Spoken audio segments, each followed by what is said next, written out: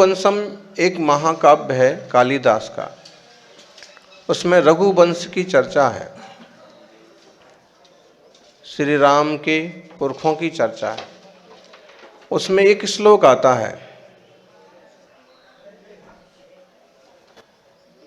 जिसके सारांश में ये कहा है कि रघुवंशी राजा लोग जो होते थे, वे बालपन में विद्यार्जन करना, युवावस्था में क्षत्रियत्व धारण करके जनता की प्रजा की रक्षा करना और वार्धक्य मुनिवृत्ति नाम वृद्धावस्था में मुनिवृत्ति पूर्वक संलेखना समाधि पूर्वक देह का विसर्जन करना, ये इस इक्ष्वाकु वंश में रघुवंश में चलता था। अपन देखें आज मरण कंडिका के अंतर्गत भी ये विषय आया है संलेखना। संलेखना संथारा आत्महत्या वाली बात नहीं है, अपितु जब विसर्जन की ओर शरीर जाता है, देह छूटने के मौके पर आता है, तो उसको विधिवत छोड़ना। यहाँ तो बाकायदा उसके दो भेद बताए हैं, एक अंतरंग संलेखना, एक बहिरंग संलेखना। कसायों को कम करना अंतरंग संलेखना है और शरीर को क्रश करना वो बहिरंग संलेखना है। इसमें 6 तपों को तपने की प्रेरणा दी है: अनशन, अवमोदर्य, वृत्ति परिसंख्यान, रस परित्याग, विविक्त शय्यासन और काय क्लेश। अनशन तप 2 तरह का, सार्वकालिक संलेखना समाधि के समय मरण की भावना से, देह त्याग की इच्छा से जो आहार आदि का त्याग किया जाता है वह सर्वाहार त्याग है, सार्वकालिक त्याग है। और कभी 1 उपास किया, कभी 2 उपास किया, कभी 8 उपास की, ये क्या हो गया? असार्वकालिक हो गया। तो ये अनशन तप से बड़े लाभ हैं। इसमें एक बात तो यही बता रहे हैं कि हमें गांव में नहीं जाना पड़ेगा, श्रावकों के घरों की तरफ नहीं जाना पड़ेगा, हाथ नहीं फैलाना पड़ेगा, और 1 घंटे के लिए भी जो भिक्षावृत्ति आदि, गोचरी वृत्ति आदि के समय होने वाली इच्छा है उसका भी निरोध हो जाएगा। इसलिए अनशन करना। फिर अनशन तप माने उपवास, अनशन आंदोलन होते हैं आजकल, वो कामना से जो होते हैं वो अनशन आंदोलन वगैरह तप की श्रेणी में नहीं आते हैं, लेकिन जो आत्मशुद्धि के लिए किया जाता है और तप की श्रेणी में आता है। फिर अनशन के बाद आता है अवमोदर्य तप। अवमोदर्य तप का मतलब होता है भोजन जितनी भूख है उससे कम लेना, कम खाना, गम खाना, ना हाकिम के जाना ना हकीम के जाना, कम खाना, गम खाना, नम जाना, दुनिया के जंजाल से बच जाना। कम खाना, थोड़ा आहार जो कम करते हैं उन्हें बीमारियां नहीं आती हैं। ये जो पाथते फिरते हैं, डकारते फिरते हैं, इधर दुख रहा है इधर दुख रहा है, इसका मतलब गैस बन गई, निकलने को जगह नहीं मिली तो इधर दुख रहा है इधर दुख रहा है। गैस 70 नाड़ 72 वाय, शरीर में 70 नाड़ियां हैं और 72 वायु हैं। ये नाड़ी या वायु जरा सी इधर उधर हुई कि वो तकलीफ चालू होती है। और ये सबसे ज़्यादा निर्भर करता है भोजन पर। भोजन किस ढंग से ले रहे हैं, कितना ले रहे हैं, कब ले रहे हैं, ये इसके बहुत ही मायने होते हैं। वही चीज़ एक चीज़ के बाद लेते हैं तो गुणकारी होती है, वही चीज़ दूसरी चीज़ के बाद लेते हैं तो उल्टी करने लग जाती है, दुर्गुणकारी हो जाती है। वही चीज़ गरम लेते हैं तो अलग असर होता है, वही ठंडी लेते हैं तो, वही थोड़ी सी लेते हैं तो विटामिन का काम करता है, वही ज़्यादा लेते हैं तो दस्त का काम करता है। तो ये समझ होना जरूरी है। तो कैसे करना? अवमोदर्य, कम खाना, जितनी भूख है। एक तो 32 ग्रास वाली चर्चा आई। 32 ग्रास प्रमाण होता है पुरुषों का आहार, 28 प्रमाण होता है स्त्रियों का आहार। तो 32 प्रमाण करना है। 32 एक ग्रास कितना बड़ा? बोलो 1000 चावल जितना, इतना बड़ा, और ऐसे 32 गिलास खाना। फिर कुछ लोग क्या करते हैं कि 32 बार ही वस्तु लेना और खाना, ऐसे भी कुछ लोग करते हैं। 32 बार ही अपने हाथ में वस्तु आएगी, ज़्यादा से ज़्यादा और उतना ही खाना, तो चाहे इतना इतना दो और चाहे इतना इतना दो, ऐसे भी मान लेते हैं। तो अवमोदर्य तप में कम खाना, कम खाने में बुराई नहीं है, पेट का वजन कम होता है, आंतों को पचाने में दिक्कत नहीं होती है, और सभी शरीर हल्का रहता है। तो अवमोदर्य तो करना ही चाहिए। अवमोदर्य नहीं करना है तो भी इतना तो कम लो के सांस लेने की जगह रहे। डकार ले रहा और मुंह में पानी आ रहा वापस, तो वो गलत हो जाएगा। तो अनशन अवमोदर्य तप की अपनी गरिमा है, और अवमोदर्य तप भूख से कम लेना, एकदम थोड़े से लेकर के और जितनी भूख है उससे थोड़ा कम तक अवमोदर्य तप के बहुत सारे भेद हैं। जैसे आज समझ लो, आज हम सिर्फ 2 ही गिलास लेंगे, ये अवमोदर्य तप में आएगा। कभी कभी अच्छे से आहार हो गया, सिर्फ जो जबरदस्ती पीने वाला 2-3 घूंट पानी था वो नहीं पी पाए और बाल वगैरह आ गया तो अंतराय हो गया। ये देखिए, इससे बड़ा उदाहरण क्या होता। तो ये एक्स्ट्रा ये सब चल जाती है। आहार तो जो होना था हो गया, बाकी फल फलूट, बाकी ये सब तो समझ लीजिए बोनस में चलता है। तो ऐसा वृद्धि नहीं होना, नहीं तो बड़ा दिक्कत होती है शरीर में। फिर मतलब न्यून, उधर अवमोदर्य, कुछ कम आहार करना अवमोदर्य तप है।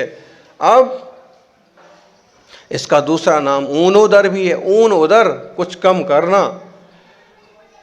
ये फिर इस तप के फायदे क्या हैं बोले तो आहार कम लेने से निद्रा विजय होती है, कम भी मिले तो भी संतोष रहता है, संयम की परिपालना होती है, इंद्रियां नहीं भड़कती हैं, विकार नहीं भड़कते हैं, मुद्रा में विकार नहीं आता है, और साधुओं को कभी भी मांस, मक्खन, मधु और मद्य जैसी चीज़ों का स्पर्श भी नहीं करना चाहिए। ये दिख जाएं, आ जाएं तो अंतराय करना चाहिए। व्यसनों का त्याग तो गृहस्थों को भी करना चाहिए, मद्य मांस मधु का त्याग तो सादा लोगों को सबको करना चाहिए। अब रस परित्याग वाली बात आई, तो रस कितने हैं प्रसिद्धि में? 6 रस हैं। कौन कौन से? दूध, दही, तेल, घी, शक्कर, नमक। अब लौंग को मीठा बोलते हैं या नमक को मीठा बोलते हैं राजस्थान में, और मिठाई को मधुर बोलते हैं। तो ये 6 रस, और इसमें एक हरी और जोड़ देते हैं तो सप्ताह के 7 रस मान लेते हैं। दूसरे अपेक्षा से रस, अन्न रस, धान्य रस, इक्षु रस, गोदुग्ध रस, ये 3 तरह के रस माने गए। फिर आगे फल रस मान लो, जैसे अभी फल के रसों का त्याग चल रहा, फलों का त्याग नहीं है, फल के रसों का त्याग है। तो अब ये नाम नहीं आया है, लेकिन ये भी एक तरह की रस तो है ही है। रस परित्याग, और प्रत्येक पदार्थ का अपना अपना रस तो है ही। स्थूल रूप से रस परित्याग का नियम लेना चाहिए। कम से कम गरिष्ठ और परिणामों को मेला करने वाली रस तो नहीं लेना, जिससे आसक्ति बढ़ती है, मिला मिला करके, बना बना करके, और तरह तरह के। तो ये रस परित्याग। और वृत्ति परिसंख्यान, वृत्ति परिसंख्यान मतलब नियम लेना। क्या नियम लेना, क्या वृत्ति करना? जैसे आज हम पहले सीधे जाएंगे, पूरे आगे तक जाएंगे, जहाँ तक श्रावक खड़े हैं, श्रावकों के घर हैं, वापस आएंगे। वापस आने में विधि मिलेगी, फिर हारेंगे। या फिर आज हम त्रिकोण रूप से जाएंगे, इस कोने से इस कोने और उस कोने से इस कोने में, वहाँ मिलेगी तो जाएंगे। या फिर जो एक गोल चक्कर लगाएंगे, इसमें इस तरह की बातें बताई हैं। गोल चक्कर में किसी का घर मिलेगा, वहाँ पड़गान होगा तो आहार होगा। संख्यावर्त, ऐसे यहाँ से चले और ऐसे थोड़े से घूमते हुए और फिर आहार मिलेगा, तो इस तरह की ये जरूरी नहीं है कि श्रावक के माथे ही डालो कि उसके हाथ में ये हो कि वो हो, आप अपने ऊपर भी लो ना, ये इसकी विधि है। मोड़ेदार जाएंगे, कोई एकदम अलग से अपनी जगह पर खड़ा होगा तो ही पड़गान होगा, ऐसा जरूरी नहीं। ये सब भाग भाग करके आगे घूमते फिरते ना श्रावक, तो जरूरी थोड़ी है कि उनके यहाँ पड़गान हो जाए हैं। विधियाँ बहुत तरह की होती हैं, और साधु ये विधि मत लो कि अब तो हम तो इतना ही फल ले ले, कि इनके हाथ में बादाम होगी तो, इनके हाथ में अमुक फल होगा तो हैं, ये ठीक है, ये लेना है तो लो। बाकी ये भी तो है कि आखिरी 10 नंबर तक जाएंगे, 10 घरों में पड़गान होगा, आखिरी पर जाएंगे। 5वें नंबर पर जो जहाँ खड़ा पड़गान, 5 जगह पड़गान होगा, उसके बाद 6वीं जगह पर हम पड़क जाएंगे। कितने श्रावक हाँ, तो ऐसे भी नियम होते हैं। तो इसमें ये सब इसमें और विधि बताई है। तो ये जो साधु की चर्या है, साधना है भैया, आज तो बहुत पालन करवाने वाले भी मिल रहे हैं, और देखा जाए तो उतने अड़चन भी नहीं है। नहीं तो साधुओं को गाली देने वाले लोग भी मिलते हैं, और कई बार पड़गान करने वाले भी नहीं मिलते हैं। अभी तो ये समझाना पड़ता है कि ऐसे पड़गान करो, ऐसे मत करो, यहाँ खड़े हो वहाँ मत करो। और निष्प्रय मुनिराजों की तो ऐसे भी रहा कि कोई पड़गान कोई नहीं खड़ा है, जा रहे हैं, गांव भर का चक्कर लगाया, फिर कहीं कहीं हुआ तो हुआ, नहीं तो पास भी हुआ। ये मार्ग है। तो श्रावकों को पड़गान में बड़ा विवेक रखना चाहिए। जरूरी थोड़ी है कि तुम सबसे पहले नंबर पर खड़े हो गए तो पड़गान हो ही जाएगा, बिल्कुल नहीं होगा। गांव के आखिरी छोर का अगर उनका नियम है तो हैं, और हमारे बारे में तो पहले नंबर पर तो कभी पड़ गए साल में 1 बार, हाँ, पूरा घूमने के बाद भले पहले नंबर पर आ जाएं, बाकी सीधे गए और चिपके, ऐसा तो कभी नहीं करते।